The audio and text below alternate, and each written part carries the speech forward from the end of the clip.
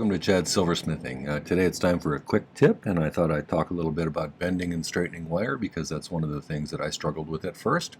I have a few little tricks I can share with you, so hopefully you'll find this useful. If you've gotten into silversmithing after doing wire wrapping and stuff, this may not be relevant to you because you probably have lots of practice bending and straightening wire and keeping it in good shape while you're doing it. But for someone who's a pure beginner, this might be useful. So let's get started. So these are a couple of my design idea sketchbooks that are available on my merch store. Most of them have some useful information on the back, like this one has a fractions of an inch to decimals to millimeters conversion chart, which I find pretty useful.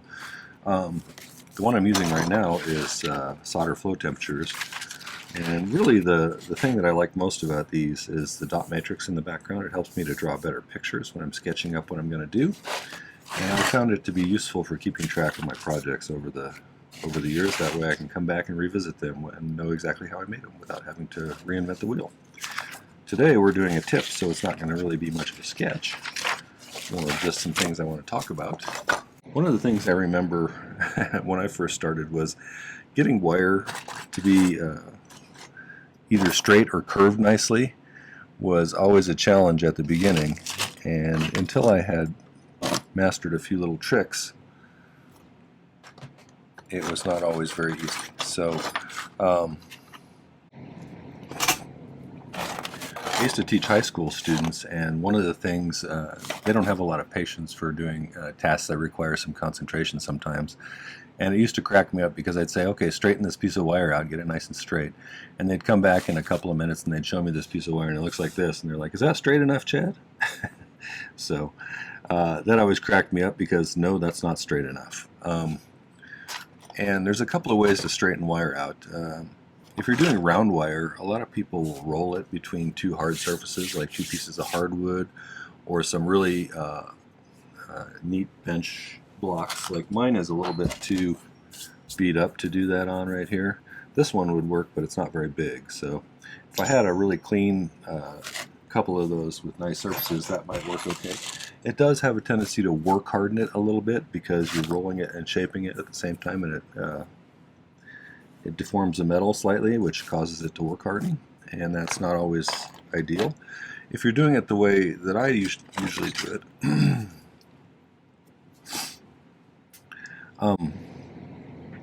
one of the things that I found that makes it hard for people to get really nice straight wires is they try to bend things with their pliers all the time, and that's understandable because pliers are meant for bending things. But I have found when you're trying to straighten out some wire like this that came right off the spool, if you just use the pliers to hold the piece and use your fingers to straighten it, I have much better results that way. You know, I'm just using it to give myself a place where I'm holding on to the wire. If you need to adjust where it's at to get better leverage in a particular spot, that works pretty well.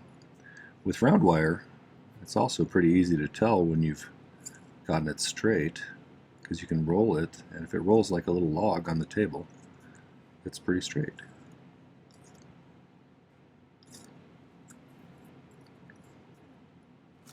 You see I'm just holding it there, and then I'm kind of like using my fingers to gently bend things. That way you don't get these big jagged bends.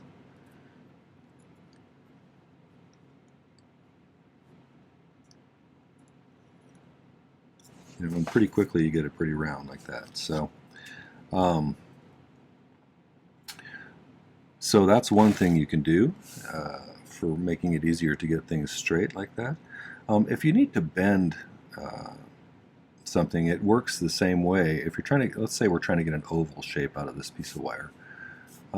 If I hold it like this at the end, and I've left it long like this, it gives me some leverage here, and the wire itself, when you buy it, is pretty consistently hard throughout the whole length, or soft throughout the whole length. So if I put pressure on it from way out here, it's going to bend pretty cleanly in a nice curve like that, rather than trying to bend it, you know, along the length of it. If I just allow the springiness of the metal kind of to dictate the curve like that, it makes a pretty nice curve. I'm just using leverage to achieve that. Then you can grab it in a different spot and kind of continue that process. And based on how much pressure you're putting on different spots, you can get a pretty decent shape, you know. I also overlap it like that usually when I'm trying to get something a particular size. You can see that wasn't very hard to get a pretty decent oval shape like that. So the other thing is, if you cut it just the size that you're trying to do, this is for example, a lot of people sometimes will cut little tiny pieces, realizing that they need to make them all like curved.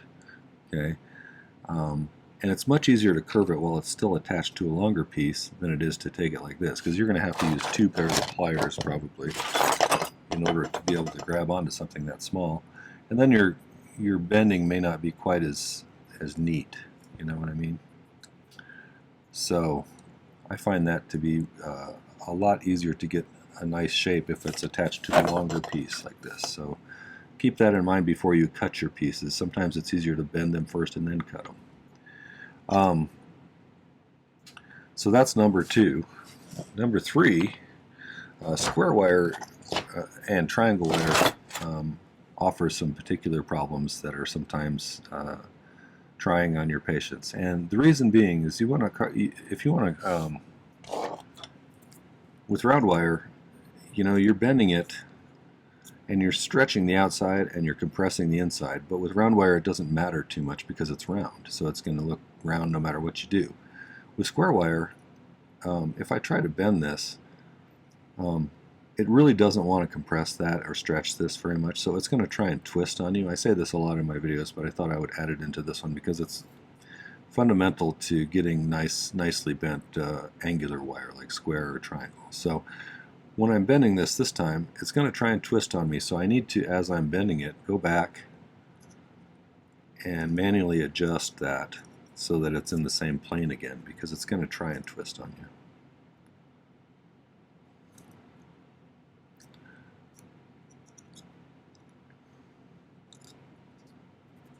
If you think about what's going on this outside edge, it's really having to stretch that in order to get it this shape. So it'll do this kind of twist diagonally. And so if you just keep going back and correcting it while you're doing it, it tends to resolve a lot of that. And we get a pretty decent shape where it's still in the same plane, not twisted. One of the other things that people run into periodically is I use a lot of half round wire in my pieces, and sometimes, you know, it bends really easily this way because it's thinner in this dimension, but there are times when you want to bend it sideways, and I find that really difficult because it really doesn't want to bend in this wider dimension. Again, it's doing the same thing as the square wire does. It's trying to stretch this outer edge, compress this inner edge, and it's really got a lot of metal to be compressing or stretching. So if I use my flat nose pliers like this, just hold this down flat like this, and we'll just kind of use the tension of the metal to bend it sideways like this. It's still going to try and twist a little bit, so you may have to go back and do some manual shaping like we did on the square wire. But if you keep it kind of flat on the table, it gives you better leverage. See, it's trying to twist on me upwards. Can you see that? So I'll have to go back and do this. Unfortunately, this is thick enough to where using like nylon jog pliers, you won't be able to get a good enough grip on it, so you may ding up the metal just a little bit. But if you're careful, you can do it minimally so that you end up not causing that much of a mess to clean up.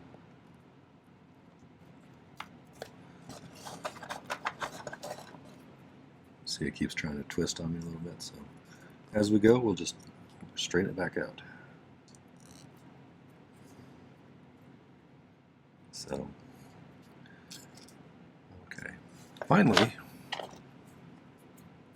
straighten this square wire back out to show you this last thing. Oftentimes I want to make a pretty sharp corner in some wire, and if you've watched my videos, you've probably seen me do this before, but You can't get a very sharp corner if you just try and bend a piece of wire like this. It'll have a rounded corner like that. And again, it's going to try and twist sideways on you, so we'll have to correct that. But if I want a little bit sharper corner, if I use the corner of my big file, or even my little file, if you want to do it more precisely, if I cut a notch where I want it to bend, it'll produce kind of a 90-degree notch if you've measured the angle.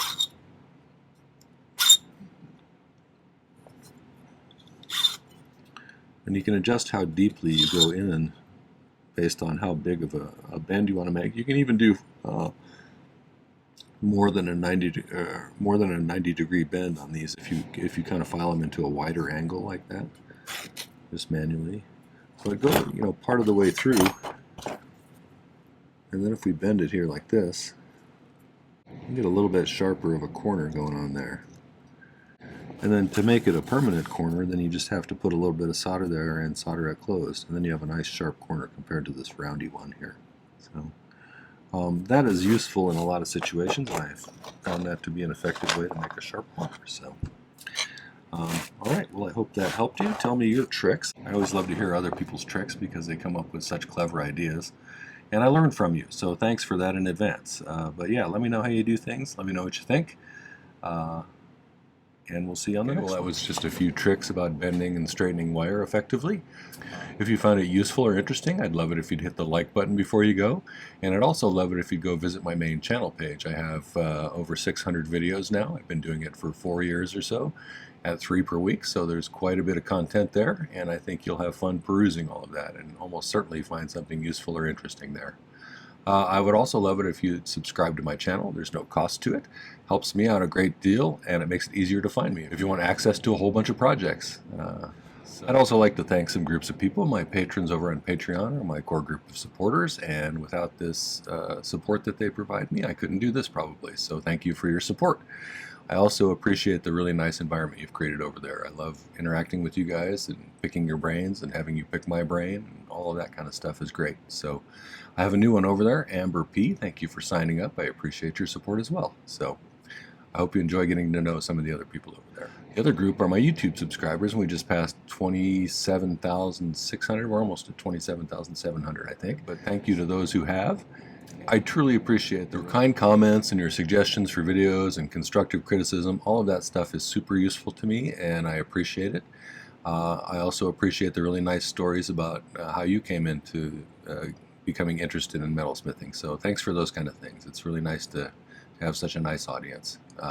I do also appreciate your financial support. The Buy Me a Coffees, the super thanks, the merch purchases, or my ebooks. All of that stuff makes my channel sustainable, and I couldn't do it without your help, so thank you for that. Finally, don't forget to hit the video description down below. There's some important links there. There's a link to my Patreon if you want to find out more about that community. It's a great place over there with multiple tiers of membership with different perks, so check that out.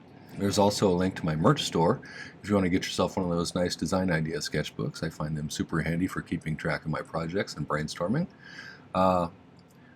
And there's even a link to my newest ebook, which is a guide to 2025's video tutorials. I've done that for the past 3 years. This one has over 170 pages that link to individual video tutorials that I made during 2025. It includes a link, but it also includes a picture of the sketch that I drew prior to making the project. It includes a picture of the final outcome. It includes a list of materials, stone information, a difficulty rating, and some notes that I made about the project after the fact, things that I might not have mentioned there, what I learned from it. I almost always learn something new when I'm trying something different, how I would do it differently if I was to repeat the process, and whether I like the outcome or not. I don't always like the outcome, so sometimes you get what you're hoping for and sometimes you don't, but either way you learn something. So it's a useful way to have a whole bunch of projects right at your fingertips, and you can even get a package of 2 or 3 depending upon which ones you want, so you get a discount if you buy multiple copies. So check that out. It's a great way to support my channel, and I really appreciate it. So alright, well, thanks for watching today. Take care. Happy silversmithing.